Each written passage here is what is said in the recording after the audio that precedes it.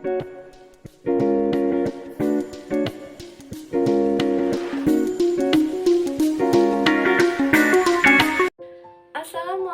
warahmatullahi wabarakatuh. Perkenalkan, saya Fatika Nurul Jana dengan SK 118021, mahasiswa dari Sekolah Tinggi Ilmu Kesehatan Kendal dari PSIK 6A. Video kali ini saya buat untuk memenuhi tugas mata kuliah keperawatan bencana.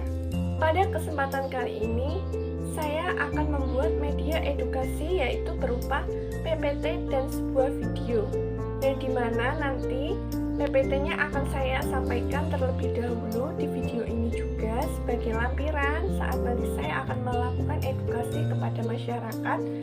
Kemudian saya juga akan menampilkan sebuah video animasi yang saya dapatkan dari akun YouTube channel BNPB Indonesia. Semoga video yang akan saya tampilkan ini bermanfaat bagi masyarakat di luar sana yang menonton video saya tentang kesiapsiagaan bencana banjir bagi masyarakat. Sehingga para masyarakat di luar sana yang menonton video saya kali ini dapat mengetahui dan menambah informasi mengenai apa saja yang perlu dilakukan oleh mereka ketika menghadapi sebuah bencana, terutama pada bencana banjir. Nah, teman-teman, untuk video animasi yang saya dapatkan dari BNPB Indonesia ini, nanti linknya akan saya taruh di deskripsi, sehingga para teman-teman di luar sana yang ingin menonton atau mendownloadnya secara lengkapnya bisa langsung saja kunjungi link yang akan saya cantumkan di deskripsi.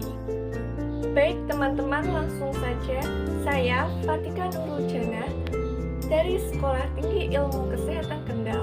Selamat menyaksikan video animasi tentang kesiapsiagaan bencana banjir bagi masyarakat dari BNPB Indonesia.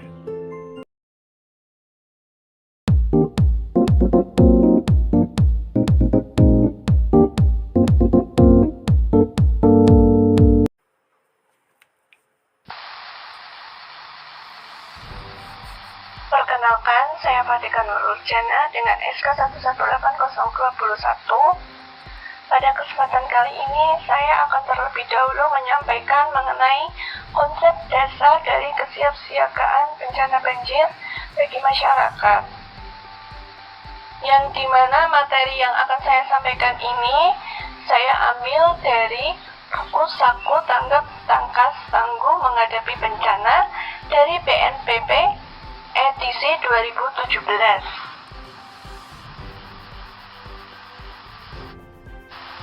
Baik teman-teman, langsung saja saya akan menyampaikan terlebih dahulu mengenai materi konsep dasar dari kesiapsiagaan bencana banjir bagi masyarakat, dan saya membutuhkan waktu kurang lebih 15 menit.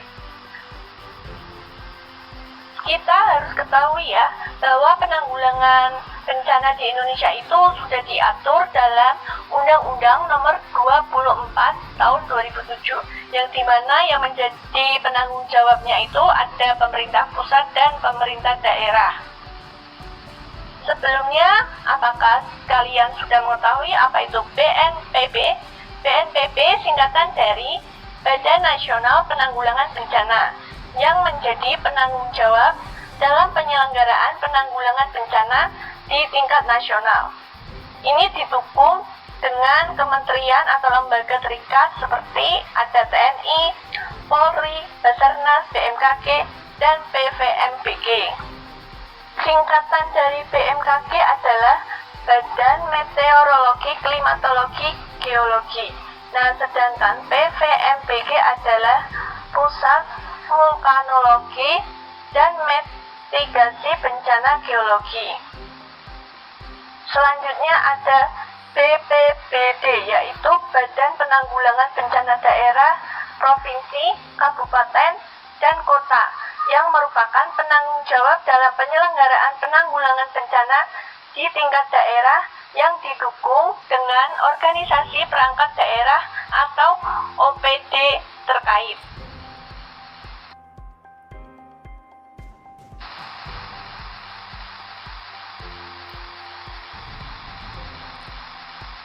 Selanjutnya teman-teman, kita akan membahas mengenai kesiapsiagaan. Apakah kalian tahu apa itu kesiapsiagaan? Baik, langsung saja kita bahas ya. Kesiapsiagaan adalah menjadi kunci dalam sebuah keselamatan ketika terjadi bencana. Kesiapsiagaan sendiri merupakan serangkaian kegiatan yang dilakukan untuk mengantisipasi bencana melalui pengorganisasian serta melalui langkah yang tepat guna dan berdaya guna. Nah, kesiapsiagaan ini sebagai tambahan informasi, BNPB menetapkan tanggal 26 April sebagai Hari Kesiapsiagaan Bencana Nasional.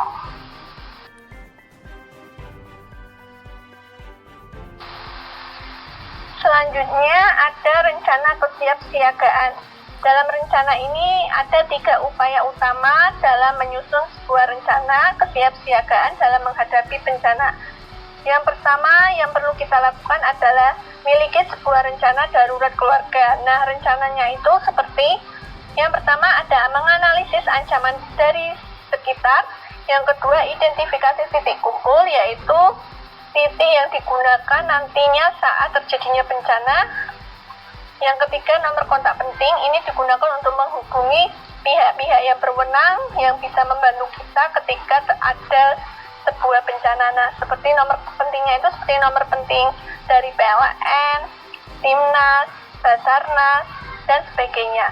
Yang keempat, kita harus mengetahui di mana rute evakuasi. Yang kelima, kita harus mengidentifikasi lokasi untuk mematikan air, gas, dan listrik. Yang keenam, mengidentifikasi titik aman di dalam bangunan ataupun di rumah.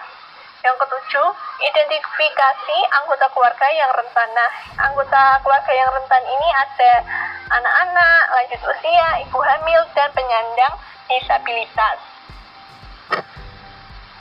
Langkah yang kedua adalah yang perlu kita lakukan, menyimpan 10 benda yang dibutuhkan saat bencana.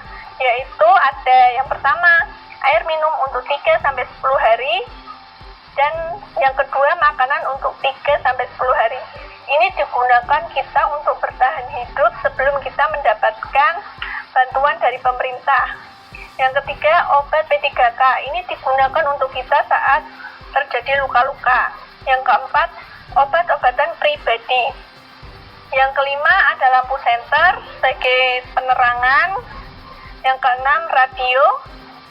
Yang ketujuh adalah sejumlah uang dan dokumen penting. Nah, dokumen penting ini seperti sertifikat kelahiran, sertifikat tanah, rumah, ijazah, dokumen asuransi, atau kepemilikan aset.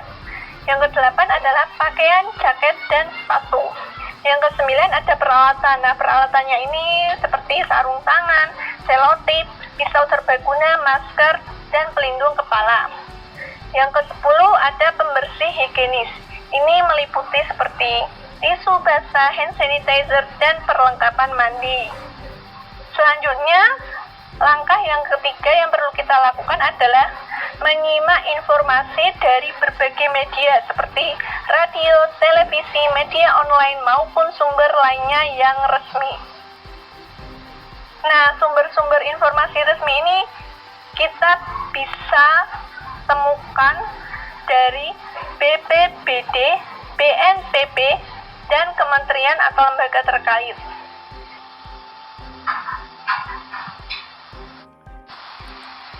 Baik teman-teman, sekarang kita akan membahas fokus pembahasan kita, yaitu mengenai kesiapsiagaan bencana banjir yang bisa kita lakukan. Sebelumnya, saya akan membahas terlebih dahulu mengenai apa sih itu definisi dari banjir. Banjir merupakan sebuah peristiwa ketika air mengenangi suatu wilayah yang biasanya tidak digenangi oleh air dalam jangka waktu tertentu. Nah, faktor alami yang menyebabkan banjir ini bisa diakibatkan dari curah hujan yang tinggi yang terjadi secara terus-menerus yang dapat mengakibatkan meluapnya sebuah air sungai, danau, laut, atau drainase karena jumlah air yang melebihi dari daya tampung media penopang air dari curah hujan yang terjadi secara terus-menerus. Nah, sebagai tambahan, selain disebabkan oleh faktor alami, yaitu curah hujan yang tinggi, banjir juga itu bisa disebabkan karena ulah manusia. Apa saja itu ulah manusia? Yang pertama itu seperti berkurangnya kawasan resapan air karena alih fungsi lahan. Yang kedua seperti penggundulan hutan atau penebangan pohon secara liar yang mengakibatkan erosi dan mendangkalkan sungai. Yang ketiga itu perilaku yang tidak bertanggung jawab yang dilakukan oleh manusia, yaitu seperti kegiatan membuang sampah sembarangan dan mendirikan hunian di bantaran sungai.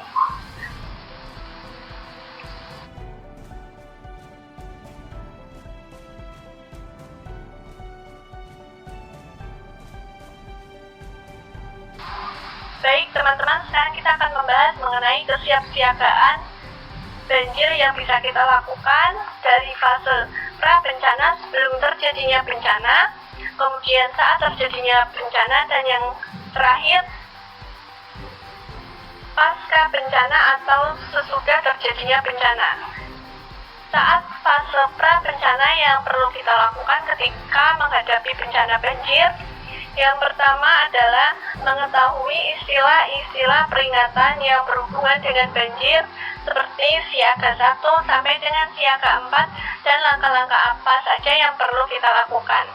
Yang kedua, kita juga harus mengetahui bagaimana tingkat kerentanan tempat tinggal kita, apakah tempat tinggal kita itu berada di zona rawan banjir apa tidak.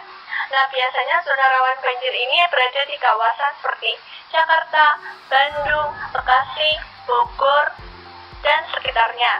Yang ketiga, kita harus mengetahui cara-cara untuk melindungi rumah kita dari banjir. Yang keempat, kita harus mengetahui saluran dan jalur yang sering dilalui air banjir dan apa dampaknya untuk rumah kita. Yang kelima, kita perlu melakukan persiapan untuk evakuasi, termasuk memahami rute evakuasi dan memilih daerah yang lebih tinggi untuk menyelamatkan diri kita dari banjir. Yang keenam, membicarakan dengan anggota keluarga mengenai ancaman banjir dan merencanakan tempat pertemuan apabila anggota keluarga terpencar-pencar. Selanjutnya, saat bencana atau saat terjadinya bencana banjir yang bisa kita lakukan, yang pertama, apabila banjir akan terjadi di wilayah kita, maka simaklah informasi dari berbagai media mengenai informasi banjir untuk meningkatkan kesiapsiagaan. Yang kedua, apabila terjadi banjir, segeralah evakuasi ke tempat yang lebih tinggi. Yang ketiga, waspadalah terhadap arus bawah, saluran air, kubangan, dan tempat-tempat lain yang tergenang air. Yang keempat, ketahuilah resiko banjir dan banjir bandang di tempat kita. Misalnya, banjir bandang dapat terjadi di tempat kita dengan atau tanpa peringatan pada saat hujan biasa atau deras. Jadi, banjir bandang ini bisa terjadi tiba-tiba. Maka kita perlu waspada sejak dini. Yang kelima, apabila kita harus bersiap untuk evakuasi, maka amankanlah rumah kita. Apabila masih tersedia waktu, tempatkanlah perabotan di luar rumah atau di tempat yang aman dari banjir. Sehingga barang yang lebih berharga itu diletakkan pada bagian yang lebih tinggi di dalam rumah agar tidak hanyut atau tidak terkena air. Yang keenam, kita bisa matikan semua jaringan listrik apabila ada instruksi dari pihak yang berwenang, seperti mencabut alat-alat yang masih tersambung dengan listrik. Kemudian jangan menyentuh peralatan yang bermuatan listrik karena ini akan mengakibatkan terjadinya kesetrum. Selanjutnya yang terakhir, pasca bencana atau setelah terjadinya bencana itu, terutama pada saat bencana banjir yang bisa kita lakukan, yang pertama adalah menghindari air banjir karena kemungkinan terjadi kontaminasi zat-zat berbahaya dan ancaman kesetrum. Yang kedua, waspadailah dengan instalasi listrik. Yang ketiga, hindarilah air yang bergerak. Yang keempat, hindarilah area yang airnya baru saja surut karena jalan bisa saja keropos dan ambles. Yang kelima, hindarilah lokasi yang masih terkena bencana, kecuali jika pihak yang berwenang membutuhkan sukarelawan. Yang keenam, kita bisa kembali ke rumah sesuai dengan perintah dan pihak yang berwenang. Yang ketujuh, tetap ada di luar gedung atau rumah yang masih dikelilingi air. Yang kedelapan, hati-hati saat memasuki gedung karena ancaman kerusakan yang tidak terlihat seperti pada fondasi yang ini bisa menyebabkan kerubuhan atau kerobohan secara mendadak. Yang kesembilan, perhatikanlah kesehatan dan keselamatan keluarga dengan mencuci tangan dengan menggunakan sabun dan air bersih jika kalian terkena air banjir. Karena kita ketahui ya, bahwa air banjir ini banyak banget kumannya. Yang ke-10 itu kita dapatkan perawatan kesehatan di fasilitas kesehatan terdekat.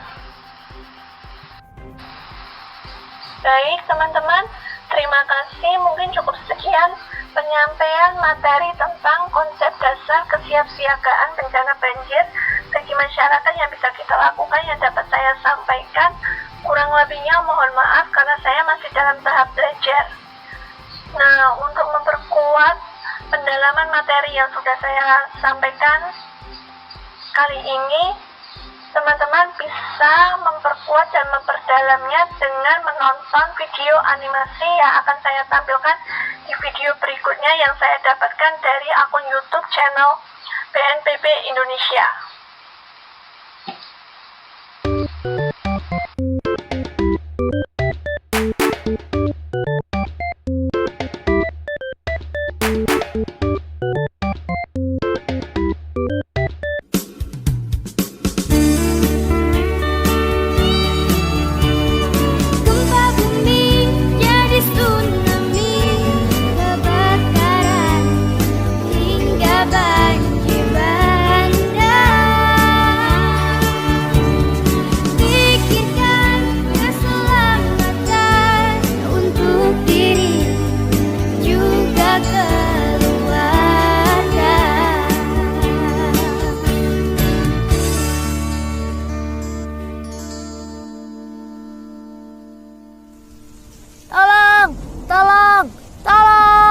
Sahabat tangguh, kenapa ya di negara kita sering terjadi banjir?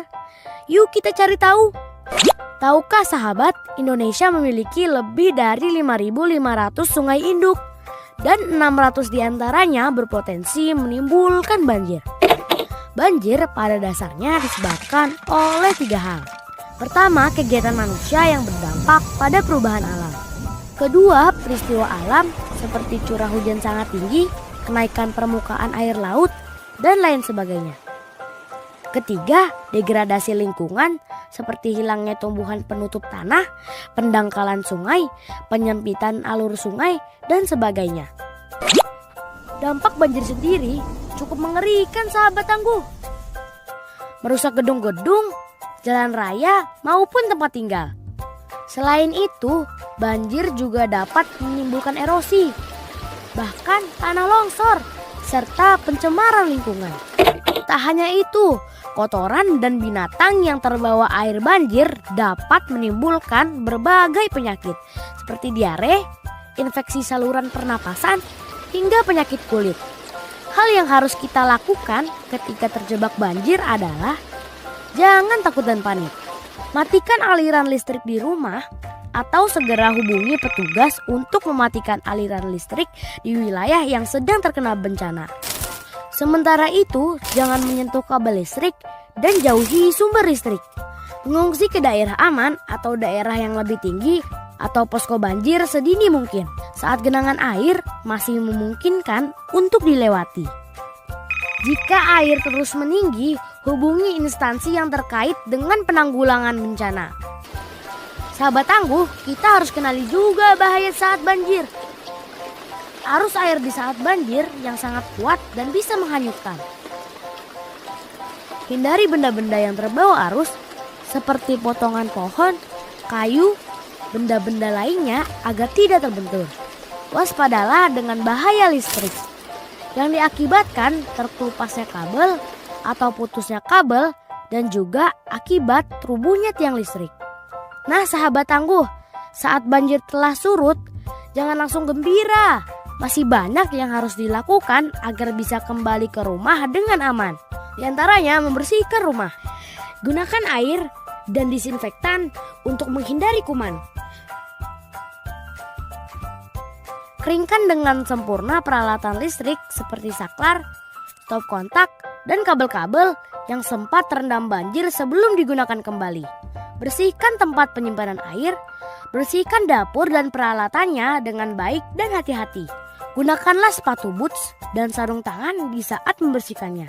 Setelah membersihkan rumah dan sekitarnya, hindari bermain-main di area yang sedang dibersihkan. Jangan lupa menjaga keseimbangan lingkungan dengan menanam pohon.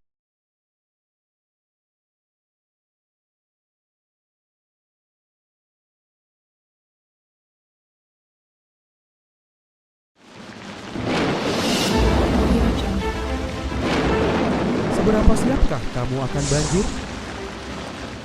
Banjir terjadi karena dua hal, yaitu alam dan manusia. Faktor alam terjadi karena curah hujan tinggi, pasang air laut, dan sedimentasi di muara. Faktor manusia terjadi karena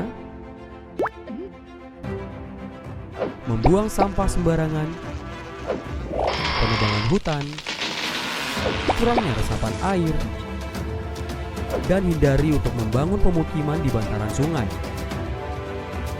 Pencegahan pun tentunya bisa dilakukan dengan membersihkan sampah di sungai, menanam pohon untuk menambah resapan air, dan membuang sampah pada tempatnya. Saat banjir tiba, pantau informasi dari media massa.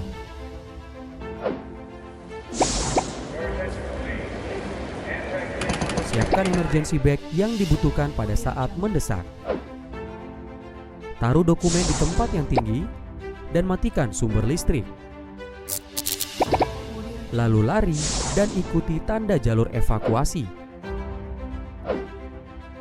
Pada saat melakukan perpindahan, hindari arus yang deras dan berhati-hatilah akan keberadaan hewan berbahaya yang bisa terbawa arus air. Berikut adalah pencegahan dan langkah yang bisa kamu lakukan. Jangan lupa untuk prepare, plan, practice. Kenali ancamannya, kurangi resikonya. Video ini dipersembahkan oleh Badan Nasional Penanggulangan Bencana. Baik teman-teman, cukup sekian video edukasi tentang kesiapsiagaan bencana banjir bagi masyarakat, yaitu berupa penyampaian materi tentang kesiapsiagaan bencana banjir bagi masyarakat yang telah saya sampaikan. Kemudian video animasi yang saya dapatkan dari BNPB Indonesia yang sudah saya tampilkan. Saya, Fatika Nurujana, mohon maaf jika dalam pembuatan video edukasi ini masih banyak kekurangannya karena saya masih dalam tahap belajar. Semoga video yang saya tampilkan ini dapat bermanfaat bagi masyarakat di luar sana, terutama ketika menghadapi sebuah bencana banjir, sehingga kita ketika menghadapi sebuah bencana banjir sudah mengetahui apa saja yang perlu kita lakukan dan perlu kita persiapkan sejak dini sebelum bencana banjir itu terjadi. Saya Fatika Nurujana, mahasiswa dari Sekolah Tinggi Ilmu Kesehatan Kendal, mengucapkan terima kasih dan mohon maaf. Wassalamualaikum warahmatullahi wabarakatuh.